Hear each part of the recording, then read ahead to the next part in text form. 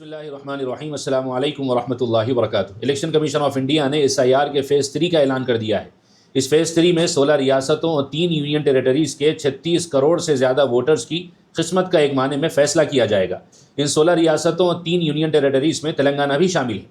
तेलंगाना के election commission ने जिन तारीखों का ऐलान तेलंगाना के लिए किया है वो आपकी स्क्रीन पर नज़र आ रही हैं, और आपके लिए ज़रूरी है, आपसे गुजारिश है कि इन तारीखों को महफूज रखिए और इन तारीखों के हिसाब से इलेक्शन कमीशन अपना काम करेगा। सबसे पहले 25 जून से 24 जुलाई के दरमियान इस एक महीने में BLOs घर घर आएंगे और वोटर्स की मैपिंग करेंगे। इनकी मैपिंग का काम मुकम्मल होने के बाद 31 जुलाई 2026 को पहली वोटर लिस्ट यानी पहला ड्राफ्ट लोगों के सामने पब्लिश किया जाएगा। फिर 31 जुलाई से लेकर 30 अगस्त तक इस एक महीने में लोगों के सामने 2 ऑप्शंस होंगे, एक तो क्लेम करने का और दूसरे ऑब्जेक्शन करने का। क्लेम करने का मतलब यह है कि जिनका नाम वोटर लिस्ट में शामिल नहीं है उनको ऑप्शन मिलेगा क्लेम करने के लिए कि उनका नाम वोटर लिस्ट में शामिल किया जाए।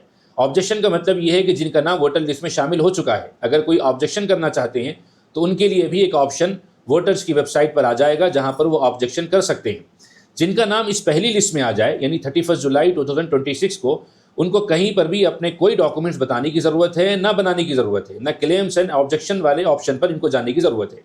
लेकिन अगर किसी का नाम इस पहली लिस्ट में ना आए तो उनके पास एक महीने का टाइम होगा, 31 जुलाई से लेकर 30 अगस्त तक। इस एक महीने के दरमियान वो क्लेम करेंगे, डॉक्यूमेंट्स उनको बताने पड़ेंगे, नोटिसेस सर्व होंगी और इनको हो सकता है कि ट्राइब्यूनल के सामने पेश होना पड़े।